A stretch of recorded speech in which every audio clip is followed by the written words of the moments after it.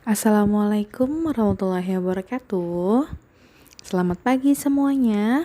Apa kabarnya hari ini? Semoga kita selalu dalam lindungan Allah Subhanahu wa taala. Amin ya rabbal alamin. Bertemu lagi dengan Ibu di pelajaran tematik tema 2 tentang udara bersih bagi kesehatan. Sebelum kita memulai materi hari ini, alangkah baiknya kita membaca basmalah. Bismillahirrahmanirrahim. Semoga materi hari ini bermanfaat untuk kita semua.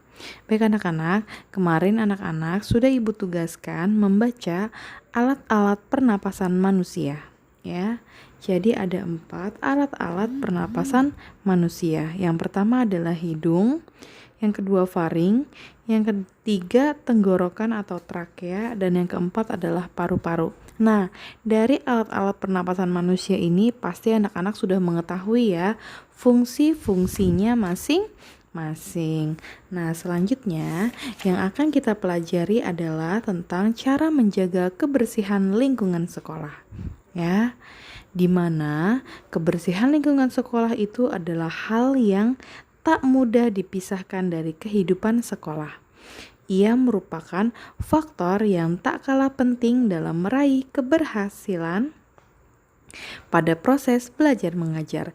Jadi, jika kondisi sekolahnya itu bersih, akan membuat belajar kita menjadi nyaman. Nah, sebaliknya, jika keadaan sekolah kita itu kotor, maka kita tidak akan nyaman dalam belajar ya. Nah, makanya kita sebagai siswa ya harus sama-sama menjaga kebersihan sekolah.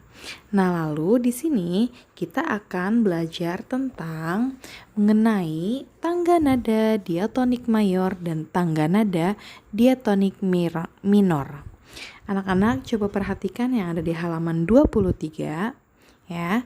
Tangga nada merupakan urutan pada nada yang disusun secara berjenjang. Tangga nada dibagi menjadi 2, yaitu diatonik dan nada pentatonis.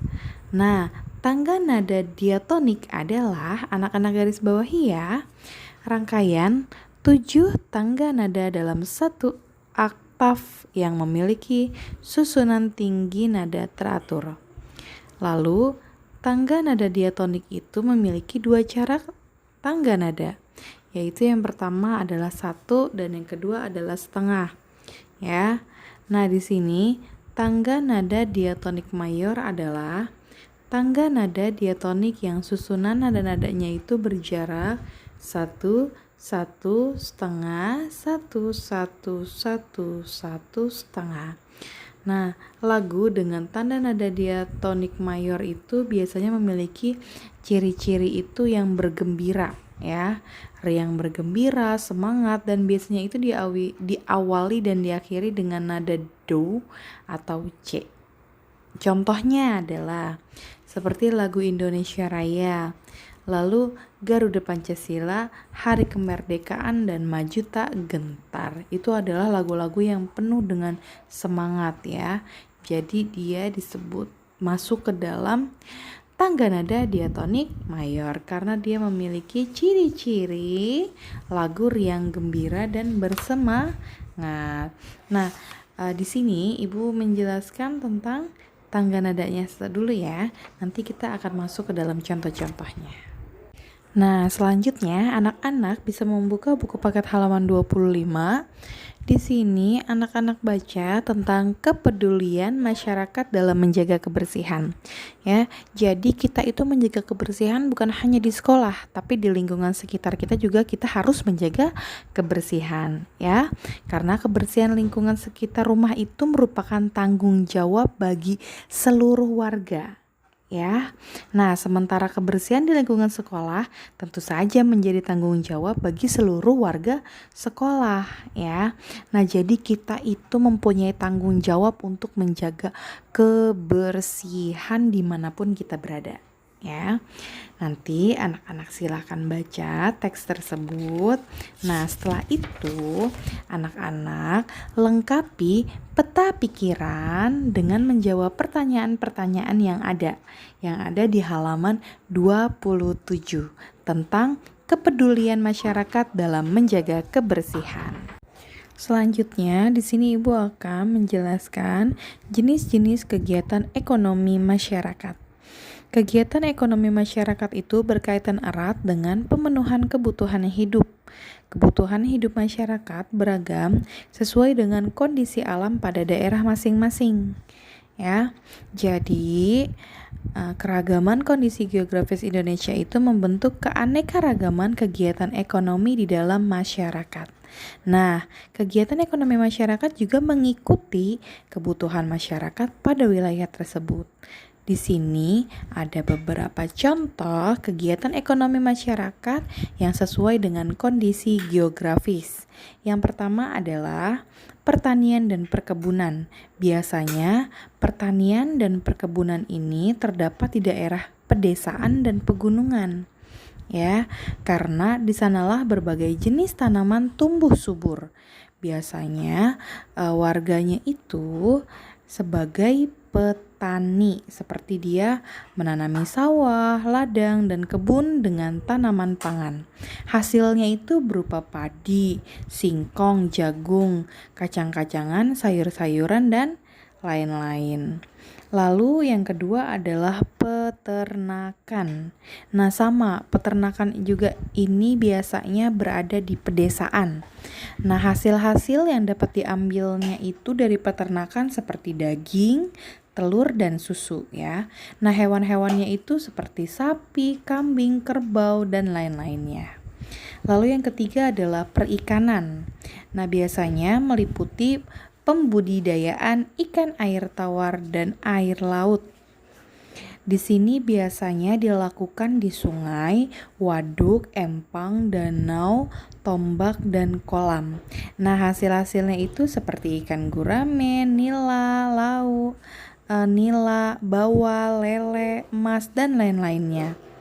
Hasilnya itu juga bisa berupa ikan, udang, kerang, cumi, dan lain-lain. Lalu selanjutnya di sini ada kehutanan, pertambangan, perdagangan, perindustrian, dan nelayan jasa. Ya, kalau kehutanan itu seperti untuk bahan baku untuk industri dan bangunan, kayak kayu meranti, pinus, jati ya. Lalu kalau pada pertambangan itu biasanya dia menghasilkan bahan itu tambang logam, non logam, dan sumber energi. Kalau di perdagangan biasanya itu di zaman sekarang ini yang cepat berkembang itu dengan menggunakan internet. Ya, jadi kita berdagang itu sekarang sudah mudah, bisa menggunakan media sosial. Ya, dengan mudah kita berinteraksi dengan orang yang tidak dikenal di berbagai wilayah, bahkan di dunia. Ya, jadi perdagangan sekarang itu sangat mudah dengan memanfaatkan media sosial. Lalu di sini ada perindustrian, usaha ekonominya itu biasanya mengolah barang mentah menjadi barang jadi. Ya, seperti industri rumahan, contohnya adalah misalnya pabrik sandal, pabrik makanan, dan lain-lainnya. Lalu yang kedelapan adalah pelayanan jasa. Usaha ini melayani konsumen atau masyarakat dalam bentuk pelayanan.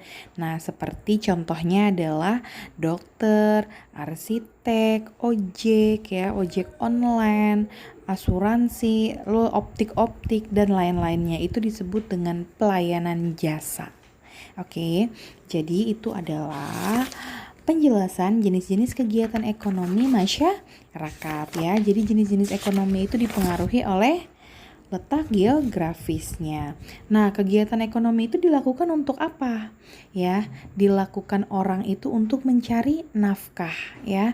Orang mencari nafkah itu untuk memenuhi kebutuhan berbagai hidupnya, untuk kebutuhan hidupnya sehari-hari ya. Nah, lalu anak-anak setelah itu anak-anak bisa membuka halaman 37. Di sini ada teks tentang jagalah kebersihan. Nanti anak-anak baca teks tersebut, lalu anak-anak menjawab pertanyaannya. Ayo eksplorasi. Ya, bagaimana pendapatmu tentang pentingnya menjaga kebersihan? Nanti anak-anak jawab di kotak yang ada di bawahnya yang warna biru ya. Nomor 1, 2, 3, 4, dan 5. Oke, sampai di sini materi hari ini. Semoga bermanfaat. Apabila masih ada yang bingung, bisa langsung tanyakan kepada ibu ya. Semangat mengerjakan. Tetap semangat walaupun belajarnya masih dari rumah. Kita tutup materi hari ini dengan membaca hamdalah. Alhamdulillahirabbil alamin. Wassalamualaikum warahmatullahi wabarakatuh.